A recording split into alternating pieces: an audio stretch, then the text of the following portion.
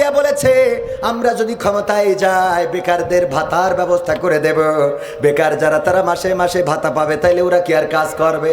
করুক আর না করুক, ভাতা দেয় দিক, তাই খেয়ে অন্তত গাঞ্জা কিনুক, অন্তত তার টাকা পাক। কথা কয় না, অসুবিধা নাই। এটা স্বপ্ন দেখানো ভালো, বেকারদের চাকরি দেয়া দরকার, কাজ দেয়া দরকার। এটার জন্য যদি তারেক জিয়া চিন্তা করে ওয়েলকাম, যদি ভাতা দিতে চায় বেকারদের, তাও ওয়েলকাম, পাক না কিছু ভালো কিছু হোক। আমরা যেটা বলতে চাই, যদি বাংলার জমিনে বিএনপি আল্লাহর অনুশাসন কায়েম করে, তাইলে বিএনপির পক্ষে থাকার দরকার আছে না নাই? কিন্তু বাংলার জমিনে যদি জামাত ইসলাম, হেফাজতে ইসলাম চরমনায়, তারা যদি ইসলামের বিরুদ্ধে চলে যায়, আল্লাহ ও তার রাসূলের বিরুদ্ধে দল করে, কোরআনের বিরুদ্ধে কথা বলে, তাইলে এমন ইসলামী দল কি করা যাবে? জামাতের আমির যদি ইসলামের বিরুদ্ধে চলে যায়, জামাত ইসলাম বিয়ে হেফাজত চরমনায় ইসলামের কথা যারা বলে বেড়ায়, তারাও যদি ইসলামের বাইরে কথা বলে, তাইলে তাদের বিরুদ্ধে রাজপথের নামতে আমরা রাজি আছি না নাই? ওগো আমার ভাইয়েরা, আল্লাহর নবী এমন একটা সমাজ এনে দিলেন কোরআনের আলোকে, কোরআনের আদলে এমন একটা সমাজ আনলেন, যেই সমাজে বঞ্চিতরা অধিকার ফিরে পেল, যেই সমাজে নারীরা তাদের সম্মান ফিরে পেল, যেই সমাজে দাসেরা তারা তাদের ইজ্জত, তাদের অধিকার ফিরে পেল, যেই সমাজে ধর্ষণ করলে শাস্তি পেত, জেনা করলে শাস্তি দেওয়া হতো, মা তার সন্তানের সাথে কেমন আচরণ করবে, সন্তান তার মায়ের সাথে কেমন আচরণ করবে, বাড়ির মালিক তার কর্মচারীর সাথে কেমন আচরণ করবে, কর্মচারী তার মালিকের সাথে কেমন আচরণ করবে, সব সুন্দর করে দেখিয়ে দিলেন, শিখিয়ে দিলেন। এমন একটা সমাজ গড়ে দিলেন। ওমর রাদিয়াল্লাহু তাআলা আনহুর জামানা দুইজন যুবক একজন যুবককে ধরে নিয়ে এসেছে, এসে বলল, ওগো ওমর, আমাদের এই যে যুবকটারে ধরে এনেছি, সে আমাদের বাবাকে হত্যা করেছে, আমরা বিচার চাই। ওমর রাদিয়াল্লাহু তাআলা আনহু বললেন, ঠিক আছে। ওই যুবককে বিচারের কাঠগড়ায় দাঁড় করানো হলো। বাকি দুইজন যুবক দাঁড়ালো অপর পাশে, বলল, ওগো যুবক, তো বলো তোমাদের অভিযোগ কি? দুইজন যুবক বলল, ওই যে যুবকটা, সে আমাদের পিতাকে হত্যা করেছে, পাথর নিক্ষেপ করে মেরে ফেলেছে, আমরা এর বিচার চাই। ওই যুবককে জিজ্ঞাসা করা হলো, তারা যে অভিযোগ করেছে, কথা সত্য না মিথ্যা? বলল, সত্য। আসলেই কি হত্যা করেছ? বলল, ওগো ওমর, আমি মিথ্যা বলবো না, আসলেই হত্যা করেছি। তবে হত্যা করে আমার উদ্দেশ্য ছিল না। আমার একটা উট উনার খেতে যে উনার বাগান নষ্ট করেছে, অথবা খামারের ফসল নষ্ট করেছে, এই কারণে পাথর নিক্ষেপ করেছে, আমার উটের চোখে লেগেছে, উটটা ছটফট করছে, এটা দেখে আমি একটা পাথর নিয়ে উনার বাবার দিকে মেরে দিয়েছি। এই পাথরের আঘাতে তার বাবাও মারা গিয়েছে। আমার উদ্দেশ্য ছিল না মেরে ফেলা, কিন্তু যেহেতু সে খুন হয়ে গেছে, যেহেতু তাকে হত্যা করা হয়ে গেছে, সুতরাং আমি অপরাধী। ওমর রাদিয়াল্লাহু তাআলা আনহু দুইজন যুবককে জিজ্ঞাসা করলেন, তোমরা কি চাও? রক্তপণ যদি চাও, রক্তের দাম দিবে, যদি ক্ষমা করো, ক্ষমা করে দিতে পারো, এখতিয়ার আছে। আর যদি শাস্তি চাও, হত্যার বদলে হত্যা, কিসাস কায়েম করা হবে। দুইজন যুবক বলল, আমার বাবার হত্যার বদলে আমরা হত্যা চাই। ওমর রাদিয়াল্লাহু তাআলা আনহু বললেন, ওগো যুবক, যেহেতু নিজেই অপরাধ স্বীকার করেছ, সুতরাং তোমাকে কতল করা ছাড়া আর কোনো আইন আমাদের হাতে নাই, আর কোনো ব্যবস্থাও নাই। তোমার শেষ ইচ্ছা কি, তোমার আকাঙ্ক্ষা কি, তুমি কি চাও, আমাদের কাছে ব্যক্ত করতে পারো।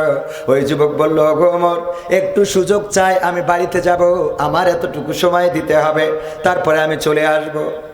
আমি বাড়িতে যাব, আমার একটু সময় দিতে হবে, 1 ঘন্টা, 5টা ঘন্টা, অথবা একদিন একটা সময় নিলেন। বলল, ঠিক আছে, তোমার সময় দেয়া হবে, কিন্তু দাবি হলো যদি তুমি এখানে কোনো একজন জামিনদার দিয়ে যেতে পারো। কি দিয়ে যেতে পারো? জামিনদার দরকার আছে না নাই?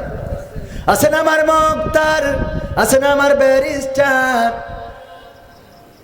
হ্যাঁ, সেই বিচার কি জন্য বলে? রোজ হাশরের ময়দানেতে তিনি আমায় করবেন পার, আমি পাপী তিনি জামিনদার, আমি পাপী তিনি জামিনদার। আছে না একটা গান? জামিনদার, আমাদের জামিনদার কে? যে উনি দিবেন, আমি তো ছোট মোস্তফা মাহবুব আলম, ও উনি ওই যে মিশরেতে ডিগ্রি করা। আমার দুর্বলতা তো বলেই দিছি, আমার প্রশ্ন করি, দাঁত ভাঙা প্রশ্ন করেন না, উত্তর না দিতে পারলে তখন মান সম্মান যেমন যদ্দূর আছে ওই পর্যন্ত থাক। তো ভাইয়েরা আমার, যাই হোক, চেয়ারম্যানের প্রশ্ন থাকতেই পারে, আমরা চেষ্টা করবো ইনশাল্লাহ, ওনার মনের মধ্যে প্রশ্ন তো উদয় হবে, এটাই স্বাভাবিক। তো এখন আছেন আমার মুক্তার, আছেন আমার ব্যারিস্টার, রোজ কাল কিয়ামতের বিচারেতে তিনি আমার করবেন পার, আমি পাপী তিনি জামিনদার। এই গানটা যিনি গেয়েছেন লিখেছেন উনি আল্লাহকে জামিনদার বলেন নাই, উনি কাকে জামিনদার বলেছেন? হযরত মুহাম্মদ সাল্লাল্লাহু আলাইহি ওয়াসাল্লামকে। এবং তিনি আমাদের জামিনদার, তিনিই পরকালের ময়দানে দাঁড়িয়ে আমাদের জন্য শাফায়াতকারী হবেন। উনি একমাত্র ব্যক্তি যিনি পরকালের ময়দানে পরিচয় নিয়ে দাঁড়াবেন। আমার মা আমার পরিচয় দিবে না, আমার বাবা আমার পরিচয় দিবে না, আমার স্ত্রী আমার পরিচয় দিবে না, আমার সন্তান আমার পরিচয় দিবে না, চেয়ারম্যান বলবে না যে আমার ইউনিয়নের লোক ছেড়ে দাও, আমিও বলবো না উনি আমাদের চেয়ারম্যান, উনার মাফ করে দাও। কেউ কারো পরিচয় দিবে না। পরকালের ময়দানে একজন, অনলি ওয়ান পারসন, শুধুমাত্র আপনার জন্য আপনার পক্ষ নিয়ে দাঁড়াবে, তিনি হলেন হযরত মুহাম্মদ সাল্লাল্লাহু।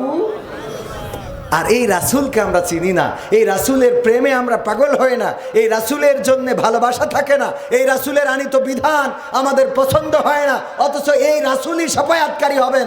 শুধু তাই না, তিনি শাফায়াত করবেন পাপীদেরকে। কাদেরকে?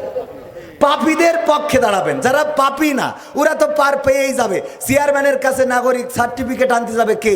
যার নাগরিক সার্টিফিকেটের দরকার, মানে মানুষ বিশ্বাস করছে না এই ভালো মানুষ কিনা, সে যাবে চেয়ারম্যানের কাছে, ঠিক কিনা? আর আমার মতো মানুষ যে যদি দাঁড়ায়, ও কবির বিন সামা, ঠিক আছে আপনি যান, তাহলে আমার আর ওনার থেকে সার্টিফিকেটের দরকার আছে? তাহলে সার্টিফিকেট লাগবে কার? খারাপ মানুষের, যেই মানুষটার একজন বলবে যে না লোকটা ভালো। তো সুতরাং বিশ্বনবী কোনো ভালো মানুষের পক্ষে দাঁড়ানোর দরকার হবে না, বিশ্বনবী নামাজির পক্ষে, রোজাদারের পক্ষে, ইমানদারের পক্ষে দাঁড়ানোর দরকার হবে না। উনি দাঁড়াবেন পাপীদের পক্ষে, যে গুনাহ করেছে, অপরাধ করেছে, জেনা করেছে, ব্যভিচার করেছে, অন্যায় করেছে, তাদের পক্ষে দাঁড়ায় আল্লাহর নবী বলবেন, আল্লাহ আমার উম্মত ক্ষমা করে দাও। সুবহানাল্লাহ বলেন। চিন্তা করা যায় যে পাপী না, তার তো আমল নামা ডাইন হাতে দেবে। কোন হাতে দেবে? কথা কয় না, ডাইন হাতে দেবে। দাড়ি পাল্লায় ওজন দিলে কোন পাশ ভারী হবে? ডাইন পাশ। এবার ফুল সিরাতে গেলে সুজা টান টানা পার হয়ে জান্নাতের মধ্যে চলে যাবে। তো ওর কি রাসূলের কাছে যাওয়ার দরকার আছে? যাবে কোনজন? যেই জন অপরাধী, পাপ করেছে, গুনাহ করেছে, জেনা করেছে, মিথ্যা বলেছে, ব্যভিচার করেছে, এমন অপরাধী রাসূলের কাছে যাবে। বিশ্বনবী সিজদায় পড়ে থাকবেন, উম্মতি উম্মতি বলে কান্না করতে থাকবেন। সাহাবীরা যে যখন দাঁড়াবেন বলবেন, ওগো নবী বিপদে পড়ে গিয়েছি, সুপারিশ করতে হবে। আল্লাহর নবী সিজদা থেকে মাথাটা উঁচু করবেন আর বলবেন, আজকের এই দায়িত্ব আমার, চলো আল্লাহর কাছে সুপারিশ করব। ওগো আমার ভাইয়েরা, পরকালের ময়দানে বিশ্বনবী হবেন সুপারিশকারী। এই জামিনদার আমরা চিনিও না, জানিও না। কয়দিন আগে একজনের দেখলাম অনলাইনে, আমিও মাঝে মাঝে প্রশ্ন করি, উজুর ফরজ কয়টা? কয় 3টা। আমি বললাম কি? কয় জোহর, আসর আর মাগরিব। দেখেন আমার ভিডিও আছে অনলাইনে। এভাবেও ভালো কাজ করা যায়। আমি একটা অনুষ্ঠান পরিচালনা করি, 120তম পর্ব করেছি। প্রশ্ন করি, এমন এমন উত্তর দেয়। কালেমা তাইয়্যিবাটা পড়েন, কয় লা ইলাহা ইল্লা আনতা সুবহানাকা ইন্নী কুনতু মিনাজ জালিমিন। কলেমায় তাইয়্যিবা ওর মনে হয় বিপদে ফেলাই দিছি, ইউনূস নবীর দোয়া পড়ি বসে থাকে। দেখেছেন কিনা? চোখে পড়ে কিনা আপনাদের? একজন জিজ্ঞেস করলো যে আমাদের নবীর নাম কি? বলছে নবী। বলছে নবী আছেন আমাদের নবী রাসূল, তার নাম কি? তা বলছে শেখ হাসিনা।